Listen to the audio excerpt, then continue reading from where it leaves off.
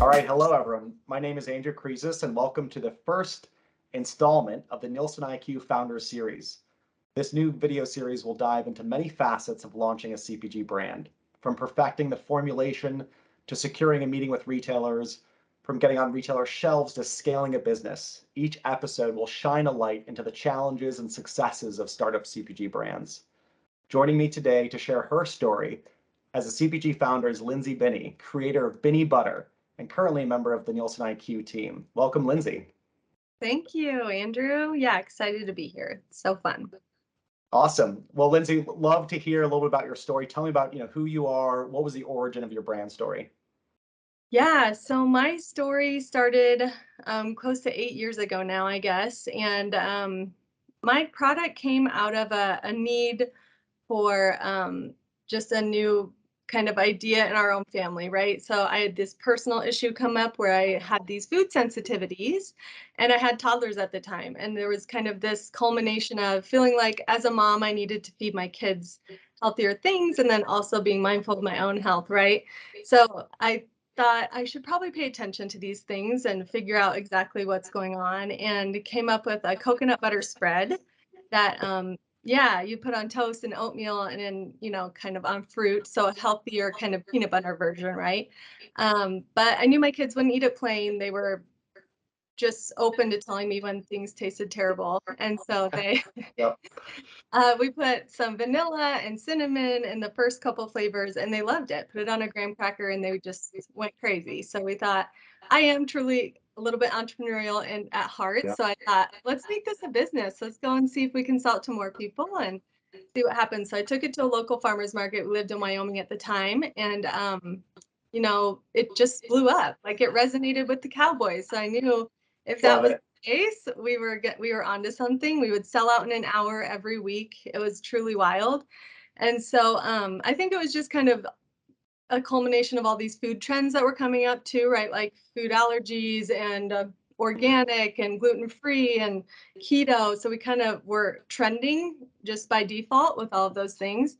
And then we moved to Colorado and started farmers markets here, and it really just took off. So it was an exciting thing. We got into stores and online, and it was a wild journey. I So, love it. No, that's great. It's an incredible story of how you started, and something that, we see a lot in the CPG space is kind yeah, of the need for some innovation or product or something that's not out there in the market today.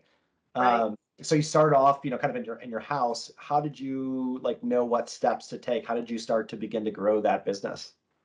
Yeah, I didn't know what steps to take. Okay. It Yep. was always just kind of one foot in front of the other. I was very curious, so I stayed curious. And I Yep. think entrepreneurs are professional problem solvers, right? Like you're putting out fires every day. So I think that was kind of what kept me going. It was exciting. It was trying to get the branding and figuring out the booth at the first farmers market and then on from there, right? So I remember we were at the Cherry Creek Farmers Market downtown and everyone said, "Oh, we're across the street from Whole Foods. The buyers come over sometime." So Yeah. we were excited thinking, "Oh, that's how we'll get in," but I had no idea. I actually met a guy at a craft fair that I did inside of a mall, and he put me in touch with another person who was a broker. And he kind of guided me and said, "This is what you need to do. You have to have a sell sheet to go into a Yeah. retailer. You have to meet with them, and there's category review schedules." And so I just started piecing things together. And being that I'm in Colorado, it's kind of the hub of this Yeah. natural food kind of emerging brand space. So everyone was so willing to help. And it just one thing happened and it kind of domino effect from there, I guess. Yeah. Well, that's great. And then, so how did you tell me, sorry, how did you convince that very first retailer to take you on? Like, what did you have to do? What was your sell sheet? Did you have a story at that point? Yeah. So I had a friend, Dale Kamibayashi. He's a manager over at Presence, the brokerage. And so he helped me get in contact with the buyer at Alfalfa's. And that was the first Okay. retailer I got into. And he knew the buyer. So, it was definitely a situation of I have a friend that would like to have a meeting with you. But at the end of the day, we did have to have a product that resonated and had to kind of sell it in. During that time, there was a huge push for local, right? And just the support behind local brands and innovation. So I never felt like it was this huge hurdle to get in. But I quickly realized that once I was on shelf was actually when the work started. I thought, oh, I got into alfalfa. I was like, probably be a millionaire next week, I think. Yeah, that's not the case. Had to do demos every week. I mean, bringing my kids along and my husband always supporting me. So it was a process, but kind of the blind leading the blind a little bit there. And I think that's how a lot of founders feel. It's just like, man, everything's pointing at you, but this is your baby. You want it to grow. You want to figure out how to do it. So, Yep. Yep. No, totally. yeah. For those conversations, I guess, what were some takeaways after that, maybe that first round with the retailer? Like, what did you learn from your first round of conversations that you then wanted to prep more for your next round of conversations? Yeah. Well, now that I'm in the data and analytics space, I wish I had had more of a roadmap, going into these Okay. conversations. It was great that they were willing to taste it and kind of just say, yeah, this tastes Yeah. good. We can put you on shelf. But reflecting back on those conversations, I mean, I could have come so much more prepared versus here's my story, here's my product. Let's hope this works. Now that I know what I know, I wish that I had had that roadmap going in, but I learned something every time to kind of tweak that story and hopefully it would resonate with the buyers. And we did have success getting in there. But staying on shelf was kind of the challenge, right? Just making sure that you kept the real estate that they gave you and hoping to expand down the road. Yeah. Yeah, so actually, it's a great segue to, challenges, right? As a startup owner, you have hundreds of challenges. So many. What were some of your biggest challenges as it relates to kind of staying in store or getting into, broader distribution? Yeah. Well, the manufacturing part of it was always really difficult. Finding a co-packer that, met you could still maintain margin. Margins in CPG are so razor thin. Obviously, even more challenging, I'm assuming right now with all the inflation. So it's just always been a challenge. I think it's even more challenging now, but I mean, how long can this episode be? There's a million challenges that you come Yeah. up against as a founder. But I think that's what the entrepreneur likes, right? It's like, okay, I can fix this. I can solve this. Let's figure this out. So it kind of keeps you going. It's like this adrenaline rush. When you get that big win, you're so pumped that it keeps you going. But yeah, between supply chain, manufacturing, distribution, I mean, distributors are their whole own thing, right? And then you've got the retailers you're working with and the demos and hiring good people that'll show up for you. Yeah. Branding, I rebranded. That was a whole other, there's so many, but I never felt a day where I was like, man, I don't want to go to work. Like it was so cool because I was building something and it was resonating with people. Like my mantra was always people over product. And so that I had to stay true to that mission of like, I really want to help people with their health and make them feel good with these products. So yeah. Yeah. Yeah. So, fair enough. Totally spot on. Now, in hindsight, right? Hindsight's always 2020. Yep. What was one thing, you wish you had to help like run your business, whether it's like insights or that roadmap you mentioned, like what would that one thing be? Yeah. I definitely wish I would have taken a closer look at investing in data and analytics for sure. Now that I know being on the other side of the desk now and understanding these tools and how they really can help you move the needle, I wish so much that I had invested in that. Yeah. Also, there's so many myths around data and analytics, and I think that our tools have become such a long way. It's not just these Excel spreadsheets that you're trying to get all these figure out what's going on with this raw data dump. It's actually these insights that you can get quickly to help move the needle.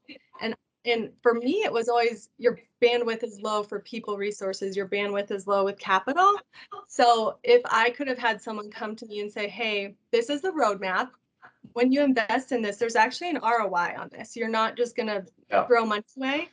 You're going to see the quantification of what this looks like when you add one singular SKU on shelf. And here's how we can quantify that. Or with pricing and promotion, like we can create strategy around that. And with promotions, we can make those dollars more efficient. I just wish I had known all of that because I know I could have gone further faster. Yeah, no, that's totally fair. Great point. And so as you think about, those who might be following in your footsteps, so that's kind of one thing you wish you had to run the business. Yeah. What's a general, like kind of a lasting statement? What's one just piece of advice? Again, doesn't have to be anything specific to your company, but just looking back at your years as a founder, what's one Yeah. piece of advice you want to leave this audience with? Yeah, I think that's a great question. I feel like just having people rally around you.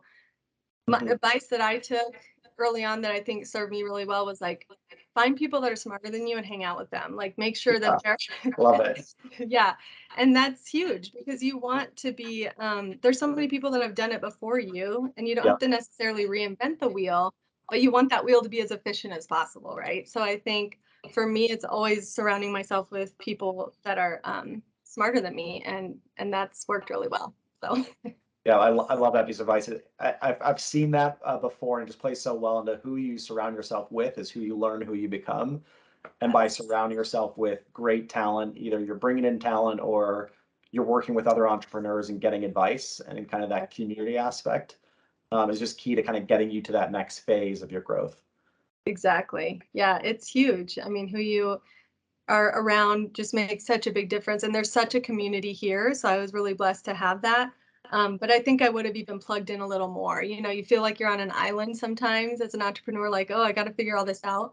But Yep. really, the resources were there. I just needed to take the time to make those connections more often, I think. So, And now, Lindsay, I got to ask you a special question because you've gone all the way from starting companies, successfully selling your business. Can you tell me about what that was like and then how you kind of now joined Nielsen IQ?